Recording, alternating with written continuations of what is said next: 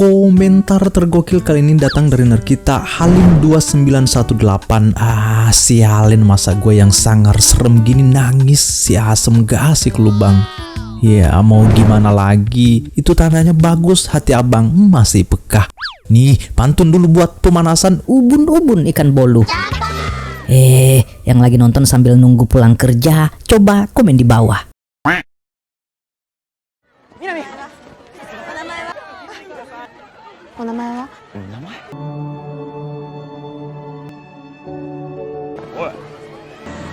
Musim panas di Jepang, kita melihat hiruk-pikuk mahasiswa dengan segala aktivitas mereka di kampus. Suasananya damai, disiplin, terpelajar, bahkan nyaris tak pernah ada demonstrasi. Di antara itu kita melihat dua mahasiswa bernama Riku dan Kaji. Kaji sebenarnya senior, sebentar lagi Deo, dan ini kesempatan terakhirnya untuk menyelesaikan S1. Sampai mereka jadi sahabat dekat mengambil jurusan yang sama, jurusan sastra. Dari dulu Riku bercita-cita menjadi seorang novelis. Sahabatnya Kaji selalu mendukung sebab ia tahu potensi yang dimiliki Riku, peka, imajinatif, dan cukup introvert.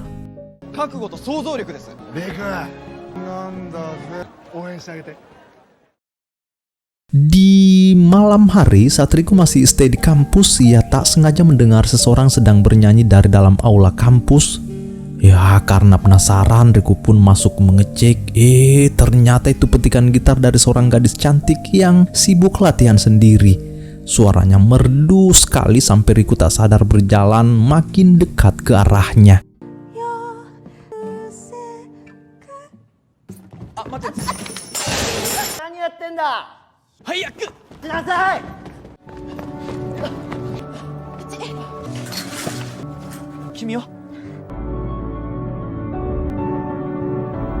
Senyum gadis itu sampai membuat dunia Riku berhenti sejenak, sampai Riku lupa buku catatannya hilang dan pagar besi yang bolong sempurna ini menjadi batas perpisahan mereka dari pertemuan yang cukup singkat ini. Riku yakin jika gadis itu juga pasti kuliah di sini. Nah, di esok harinya saat ia lagi nyantai di halaman kampus dengan Kaji, Riku kaget bukan main gadis lesung pipi yang bersamanya semalam datang menghampiri, dan lucunya ternyata ia saling kenal dengan Kaji. Dulu mereka sempat sekelas bahasa Prancis. Gadis itu bernama Minami Maizono, akrab disapa Nami. Kaji memperkenalkan Riku, nih sahabatku si calon penulis hebat. Kaji tidak tahu aja jika semalam mereka sempat ketemu. Nami datang untuk mengembalikan buku catatan Riku yang tertinggal. Dari sinilah mereka mulai benar-benar kenal.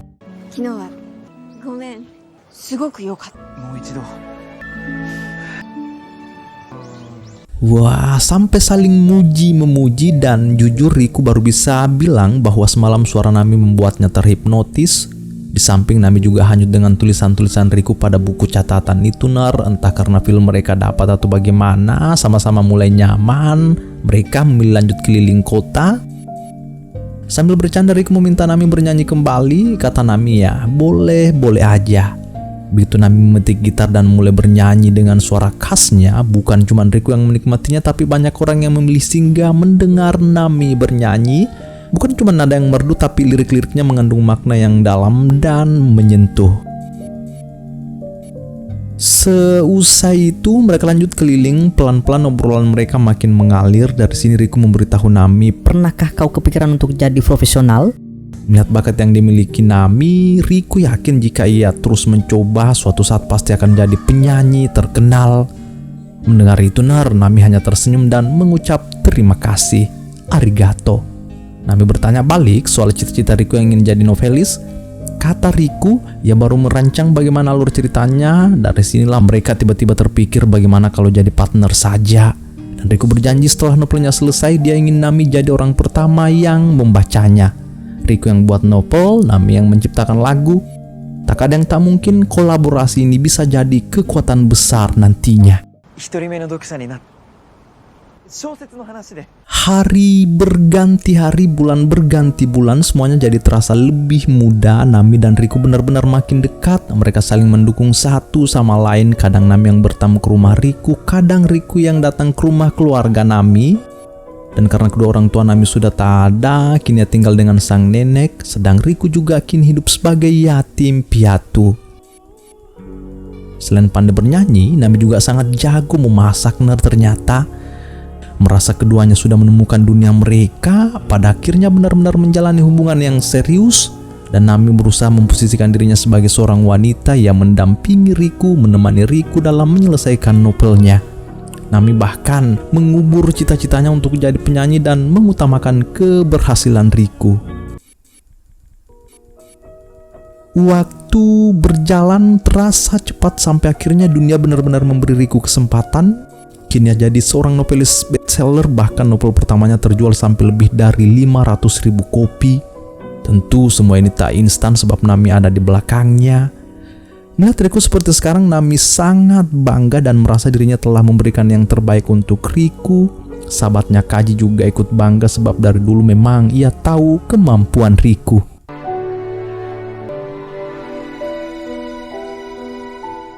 Kisah sesungguhnya pun baru dimulai. Setelah membangun kehidupan bersama, mereka hidup dengan saling melengkapi. Tapi yang namanya hidup ya kan, Ner, tak selalu mulus. Begitupun dengan perasaan, bisa berubah kapan saja. Begitu Riku berhasil menjadi penulis bestseller, sesuatu dalam kehidupan mereka mulai goyah. Riku jadi orang yang sangat sibuk, bahkan jarang meluangkan waktunya untuk Nami. Bahkan Nami merasa yang dari dulu mendukungnya justru merasa semakin jauh. Ada tekanan dalam kehidupan mereka, perbedaan pendapat dan perasaan yang ditahan terlalu lama akhirnya mulai meledak. 新作今じゃなくてもいいだろう。頼むから邪魔しないでくれ。読まない方が詰まってるから後にして。Coba bayangkan bagaimana perasaan Nami di sini. Sejak novel pertamanya terbit, sikap dan hidup Riku benar-benar berubah drastis. Novelnya makin meledak di pasaran, kritikus memujinya, kampus bangga. Penerbit mulai menekan Riku untuk menulis seri kedua. Rencana Riku akan membuat novel baru dengan judul Blue Dragon Chronicles yang menggambarkan Jepang modern yang suram. Dan Riku memilih tokoh utama dalam cerita itu ialah dirinya dan Nami. Dan karena Riku sama sekali tak membiarkan Nami membaca novel yang belum jadi itu, ia pun diam-diam membacanya sendiri saat Riku sedang tak ada di rumah. Setiap hari jadwal Riku penuh wawancara, undangan seminar, pertemuan dengan editor, diskusi dengan komunitas sastra. Sedang Nami hanya bisa berusaha sabar menunggunya di rumah. Setiap hari, setiap malam seperti itu. Di sampingnya juga bangga karena ia tahu perjalanan ini dimulai dari momen kecil mereka, gitar, tulisan, mimpi-mimpi yang mereka ikat bersama. Tapi makin kesini Nami malah semakin kesepian. Seandainya Nami mau egois, bisa-bisa aja lah ya. Ia tahu betapa ia kubur cita-citanya demi Riku.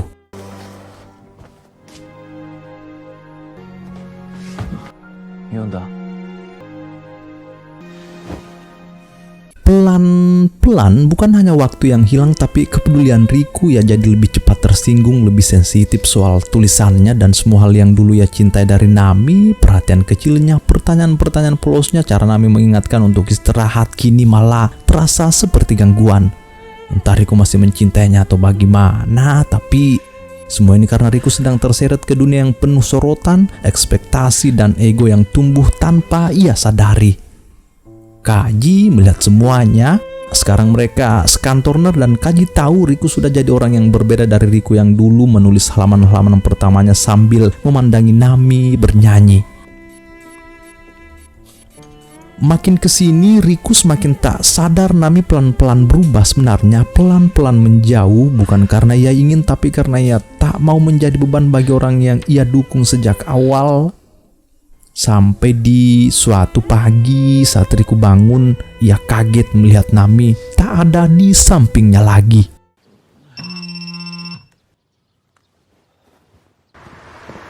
Kepergian Nami tak terjadi dengan suara pintu atau pesan perpisahan, ia hanya menghilang tanpa jejak. Awalnya Riku tak sadar ia terlalu sibuk mengejar tenggat, wawancara dan tekanan demi menghasilkan novel kedua. Waktu terus berjalan dan satu persatu hal sekelilingnya berubah, termasuk dirinya. Novel keduanya gagal, ulasan kritikus merosot, respon pembaca merasa cerita Riku kehilangan jiwa. Dan kini sikap penerbit tiba-tiba berubah dari hormat menjadi formal. Akhirnya apa? Saat seorang penulis muda dengan karya segar dan konsep yang lebih menjual datang dan posisi Riku perlahan digeser. Dan puncaknya, ia tak lagi dipromosikan sebagai bintang baru. Ia dipaksa duduk kembali ke meja lamanya, kini sebagai editor yang bertugas merapikan naskah orang lain. Ironis, pikirnya ia dulu mengedit mimpinya sendiri, tapi sekarang ia mengedit mimpi orang lain.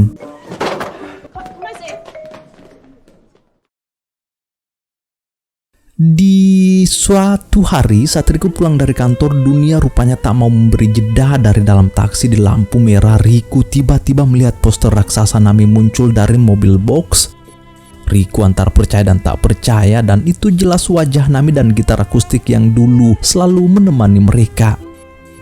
Tapi sekarang Nami yang berbeda, penuh aura panggung. Di poster itu tertulis Nami New Album Release, The Rising Voice of Japan. Riku terpaku, dunia serasa berhenti sama saat kali pertama ia mendengar Nami bernyanyi di aula kampus dulu. Tapi kali ini rasanya seperti ada yang ditarik dalam dadanya. Dan untuk pertama kalinya, Riku mau kembali menghubungi Nami, tapi kontaknya sudah tak bisa dihubungi lagi. Riku pun mulai sadar ia sudah jauh dan hilang dari hidup Nami. Riku semakin sadar Nami menghilang bukan untuk mengejar mimpi, tapi ia sudah tak punya tempat di kehidupan Riku dahulu. Nama Nami terdengar di mana-mana, termasuk dari radio mobil yang sedang ditumpangi Riku sekarang. Terdengar jika hari ini Nami sedang siaran langsung di studio Jingumae. Riku pun langsung meminta diantar ke sana. Dari luar studio, para fans datang rela menunggu di bawah terik matahari untuk meminta tanda tangan Nami, termasuk Riku ya datang desak-desakan, tapi ternyata tak disangka-sangka Nami sudah tak mengenalinya lagi. お名前は？ 名前？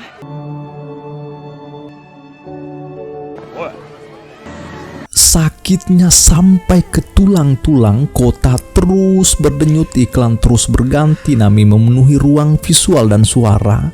Situasi ini benar-benar menyadarkan Riku bahwa hidupnya sudah berbalik arah. Dulu ia yang punya mimpi besar dan Nami yang mendukungnya tanpa henti. Sekarang Nami mengepakkan sayap dan ia yang tertinggal di tanah. Memang ya kadang cinta tidak hilang karena pertengkaran besar, tapi karena satu orang lupa bahwa cinta juga perlu diperhatikan, dijaga dan dielus-elus di tengah kesibukan. Riku baru menyadari semua itu, Nami orang yang ia cintai kini terlalu jauh untuk ia panggil kembali. Dan sekarang ia hanya bisa melihat Nami dari balik layar. Video musik Nami diputar tanpa henti. Nama Nami muncul di mana-mana, bukan metafora tapi kenyataan yang menampar. Riku stres setiap hari, setiap malam larut dalam penyesalan sampai harus dilarikan ke rumah sakit. Sampai detik ini masih belum percaya sebab Nami juga bahkan sudah tak mengenalinya lagi. Hari-hari berlalu, Riku yang merasa ditampar dunia yang berbalik ini, ia pun akan kembali mengerjakan naskahnya seperti biasa, berusaha menyelesaikan seri baru. Kaji hanya berkata tak ada yang lebih menakutkan daripada penggemar yang terobsesi. Bagi sang protagonis, dunia ini adalah dunia paralel. Riku tak pernah membayangkan ada di posisi ini pastinya. Nami terbang tinggi sementara ia kembali berjuang dari nol. Yang paling menusuk adalah kesadaran bahwa semua pencapaian Nami tumbuh dari keyakinan yang dulu pernah mereka bangun bersama. Dan ketika mimpi itu benar-benar menjadi nyata, Nami bahkan tak mengingatnya sama sekali. Nah, untuk memastikan semua itu, Riku pun meminta Kaji untuk mencari tahu apartemen dan kantor manajemen Nami. Dan satu-satunya langkah pertama untuk menemukan Nami kembali ialah datang ke rumah keluarganya. Datanglah Riku ke sana. Kondisi rumah itu masih sama, tenang dan damai. Tak ada Nami di sana. Riku hanya menemukan neneknya yang lagi membaca buku-buku tua di kamar. Riku datang memperkenalkan diri dengan sebingkis makanan, berharap nenek Nami mengingatnya bahwa ia pernah ke rumah ini dahulu bersama Nami. Tahu-tahu nenek tak mengingat apapun, berhubung ia sudah mulai pikun ya kan? Tak lama terdengar suara mengetuk pintu dan siapa sangka itu Nami. Iya, Nami orang yang Riku cari, dan Nami pun sama sekali tak mengenali Riku. Bahkan Nami mengira pria ini adalah penggemar yang sedang menyusup. Riku sadar cara Nami menatapnya benar-benar seperti orang asing. Nami pun langsung menghubungi produsernya Todo untuk meminta bantuan petugas. Riku diusir paksa dari sana. Kaji menjemputnya dan polisi hanya memberinya sanksi ringan.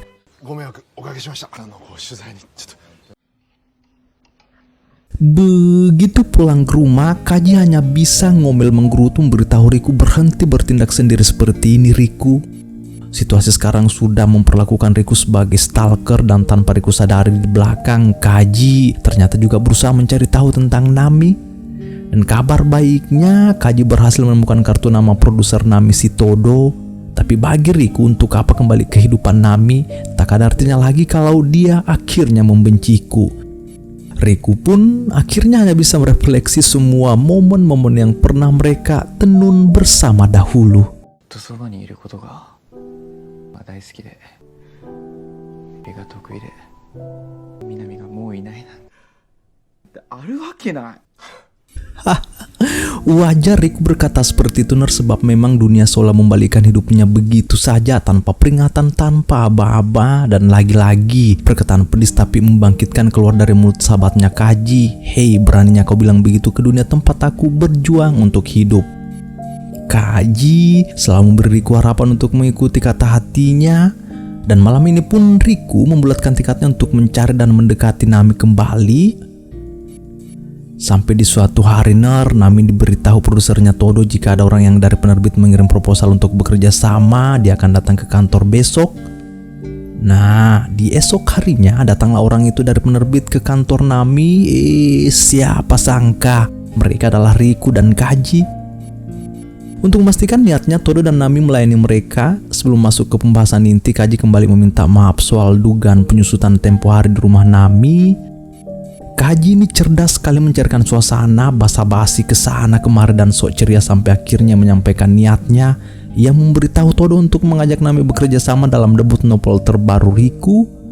Tapi bagaimanapun cara Kaji meyakinkan mereka bahwa Riku ini adalah penulis berbakat, karya-karyanya banyak hanya saja tak diakui, dan ia mengusulkan ingin menggunakan Nami sebagai temanya. Bagaimana penyanyi berbakat langkah ini tercipta di bawah arahan produser Todo. Pujian demi pujian terus keluar dari mulut Kaji, tapi ujung-ujungnya Todo menolak mereka mentah-mentah. Tapi tak disangka Nami mungkin bisa melihat wajah ketulusan dari Riku. Ia pun akhirnya mengiyakan kolaborasi itu.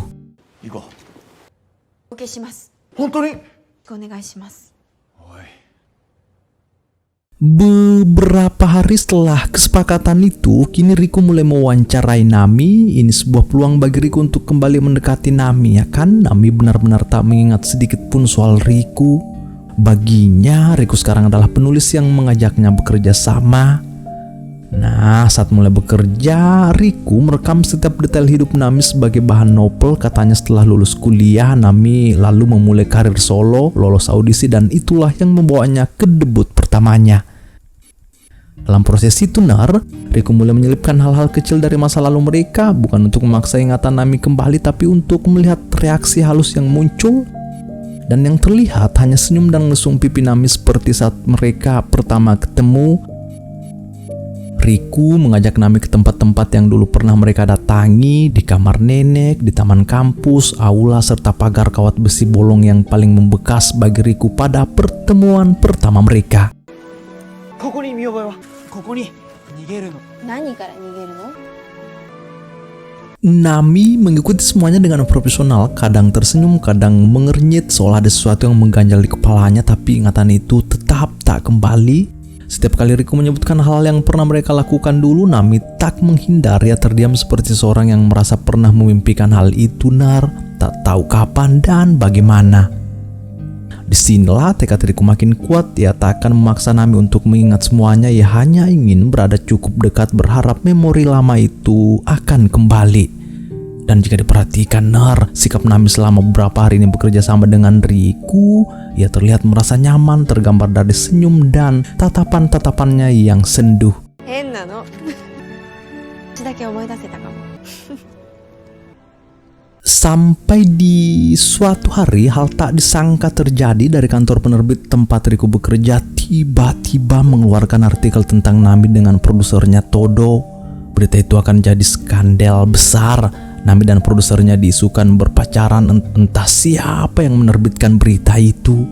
Dan ini tentu merusak citra Riku dan Kaji yang terlibat dalam kantor penerbit tersebut, ya kan? Todo pun langsung mengambil tindakan dan memutus kerjasama mereka secara tak terhormat. 潜入取材だ経歴詐称にとても後悔してる。一度も会わなかった。もう関わらない。二度と顔を Dan akhirnya skandal itu turun seperti petir di siang bolong dan jelas-jelas bukan Riku dan Kaji penerbitnya tapi dari orang lain yang mungkin nyari sensasi. Saat ini juga keputusan itu keluar cepat, dingin tapi tajam. Nami juga ikut memutus kerjasama mereka dan meminta Riku agar tak mengenalnya lagi. Riku sangat-sangat terpukul. Ia jatuh lagi dan kali ini lebih dalam. Ia harus kehilangan Nami untuk kedua kalinya, sosok yang dulu menyelamatkan hidupnya. Tapi di titik itulah ia memutuskan satu hal, ia harus kembali menulis. Ia mulai dari nol bersama editor barunya yang bernama Arni. Tulisan ini hanya dirinya sendiri, tanpa Nami, tanpa masa lalu, tanpa romansa yang ia kejar. Setiap hari, setiap malam Riku terus menulis. Editornya Arni mengembalikan disiplin, ritme, dan logika yang pernah hilang dari diri Riku. Kerjasama Riku dan Arni ternyata menjadi titik balik ner. Atas segala kejatuhan itulah lahir sebuah karya. Novel itu berjudul Gadis dan Kelinci. Ceritanya sederhana tapi hangat yang hanya bisa ditulis oleh seseorang yang pernah kehilangan. Arni memaksa Riku merapikan emosinya agar cerita itu tajam sekaligus jujur. Dan saat akhirnya diterbitkan, novel itu meledak. Penjualnya tembus 300.000 kopi hanya dalam beberapa minggu. Dan untuk pertama kalinya setelah sekian lama, Riku akhirnya berdiri kembali.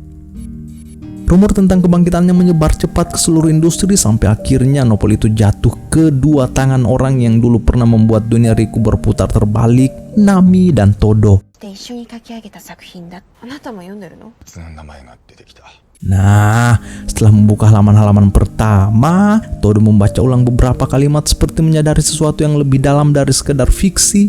Sementara Nami hanya bisa terpaku.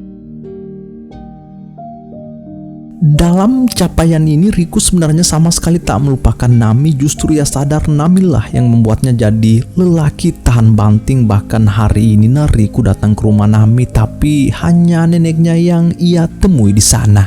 彼女に腹も立ってた。彼女は僕の声を犠牲にして Begitu Riku pergi dari sana, ya tiba-tiba menerima telepon dari Kaji. Riku kaget, katanya Nami memintanya secara khusus datang ke kantor.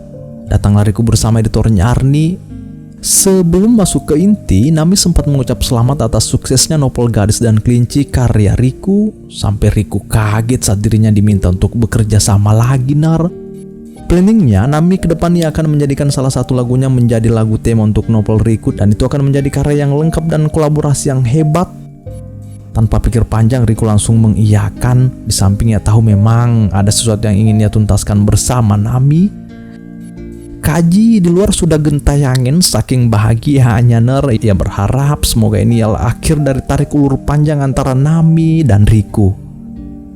Pada akhirnya, mereka mulai bekerja sama lagi siang dan malam terus begitu. Tapi ada yang aneh dengan Arni.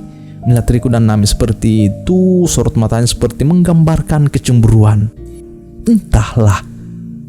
Dan sejak hari itu kedekatan mereka benar-benar makin intens. Cerita sampai larut malam dan pelan-pelan berubah menjadi sesuatu yang lebih hangat dan bikin nagih.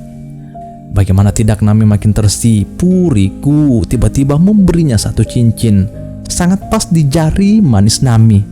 Dan bagi Riku, kedekatan ini bukan hanya tentang pekerjaan, ini tentang seseorang yang pernah menggenggam seluruh hidupnya tapi kini lupa siapa dirinya. どう？前に出会ってたら、あなたに一目惚れする。旅行もたくさんして、聞きながらお茶をする。たくさんできる。最高だよ。ちょっと。送りたくて Meski Riku kembali memancing kembali ingatan yang hilang, tapi Nami tetap tak sadar bahwa mereka memiliki masa lalu. Dan tanpa sadar mereka kembali pada titik yang dulu pernah mereka tinggalkan. Ya, Riku akhirnya membawa Nami ke rumah yang dulu pernah mereka tinggali bersama. ここがあなたの書。コーヒーでもいいな。総流戦記。読んでもいい？暗い話だよ。 Wah, tiba-tiba tiba-tiba tatapan keduanya jadi sangat tajam hingga lahan perlahan saling mendekap. Tapi ketika hendak mendarat, tiba-tiba telepon produsernya masuk meminta Nami untuk segera kembali. Padahal baru saja Nami hendak membuka file novel Sakral Riku yang belum selesai sampai hari ini. Toh, mungkin kalian masih ingat novel itu berjudul Blue Dragon Chronicles, karya Sakral Riku. Sesuai harapannya dahulu, Riku maunya Nami jadi orang pertama yang membaca saat sudah selesai. Dan karena panggilan Todo terus mendesak, Riku segera mengantar Nami ke tempatnya. Begitu mereka datang, respon Todo hangat tapi menyindir. Tuh, lihat sikapnya. Dan ternyata wah, sisi gelap Todo pun mulai kelihatan. Di balik semua kolaborasi itu, Todo memperhatikan mereka dari jauh sebenarnya. Produser yang selama ini memoles karir Nami, ia terlihat profesional, sportif dan tenang, tapi ternyata munafik. Ada sesuatu yang ia simpan rapat-rapat pada Nami, bukan rasa kagum biasa, lebih ke obsesi dan rasa memiliki. エージェントとの契約が決まった。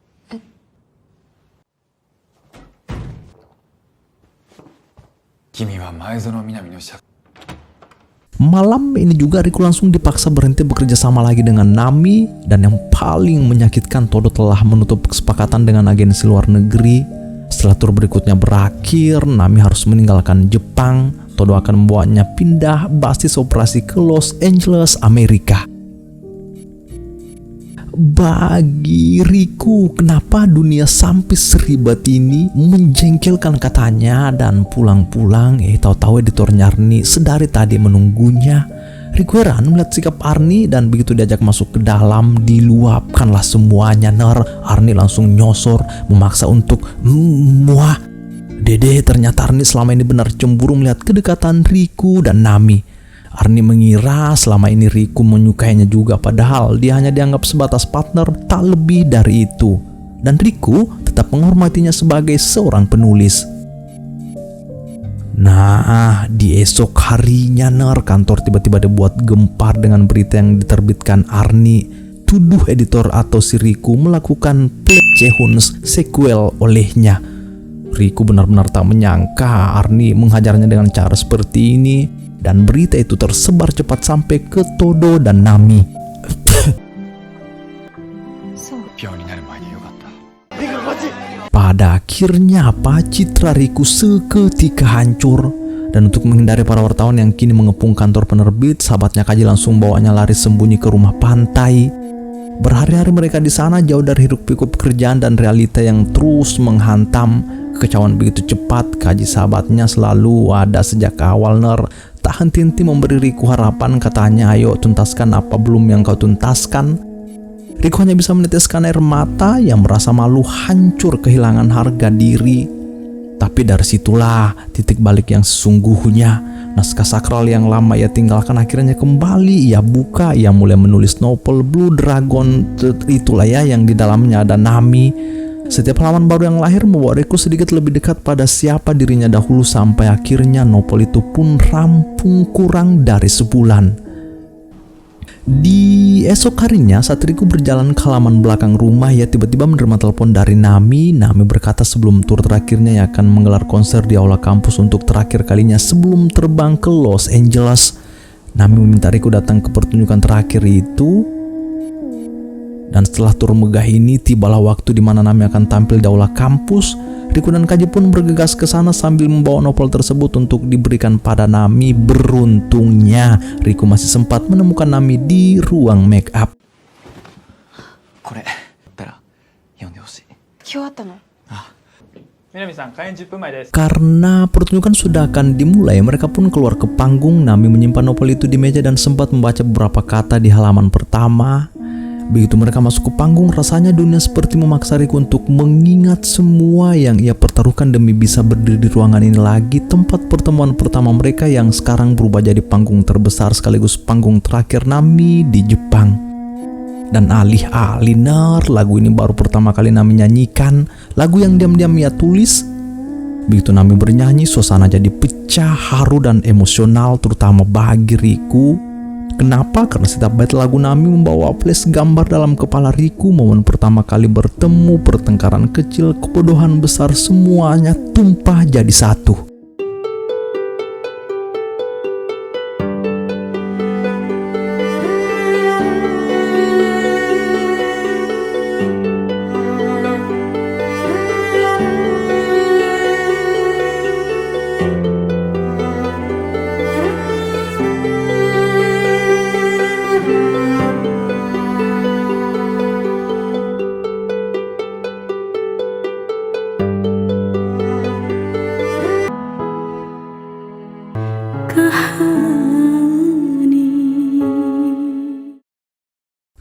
Ketika lagu mencapai puncaknya, Nami tak lagi bernyanyi untuk panggung, ia bernyanyi untuk Riku. Tapi sebelum lagu itu selesai, Riku keburu keluar ke ruang makeup. Nami mengambil kembali novelnya lalu membuangnya ke tong sampah. Nah, saat Nami datang, ia hanya menemukan selembar kertas dengan tulisan, "Ku harap kau bahagia." Begitu Nami hendak mengejar Riku, produsernya Todo menahan dan disinilah Nami akhirnya mengeluarkan penolakan terakhirnya sebab ia memang sama sekali tak menyukai Todo. どこへ行ったって愛してくれる彼は違うの。きっと。ごめん、君のいる世界を壊したくない。ことなことばっかり言って頑張ってくれてたんでしょ。実際に小説を書いてく違う読ませてね、今度こそ私のために。 Tak terasa kita telah berada di penghujung kisah. Semua barikade dalam diri Riku runtuh, ingatan Nami kembali, semua jejak yang terhapus kini hadir lengkap tanpa retak. Nami dan Riku akhirnya menemukan tempat mereka kembali dan akhirnya setelah sekian lama, setelah berliku-liku ini tak ada yang benar-benar hilang jika dua hati yang tersesat memilih jalan untuk pulang. Dan novel sakral Riku akan mereka torehkan ke buku tua kosong pemberian nenek Nami. Dan pada akhirnya karya-karya mereka menginspirasi banyak orang. Kini telah usai.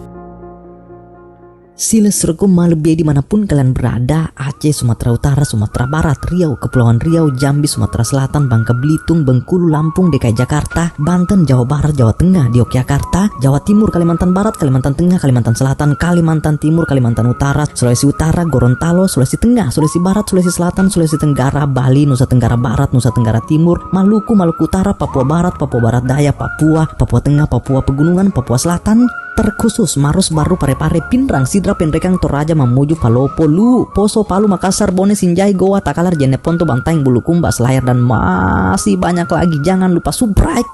Terima kasih sedalam-dalamnya telah menyempatkan diri mampir ke channel sederhana ini. Oh iya, apakah yang bisa kita petik dari kisah ini, Cep?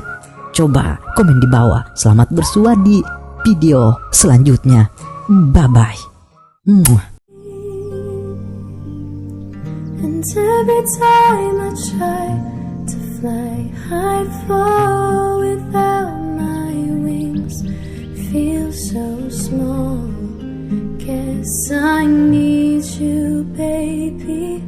And every time I see you in my dreams, I see your face haunting me. Guess I need you, baby.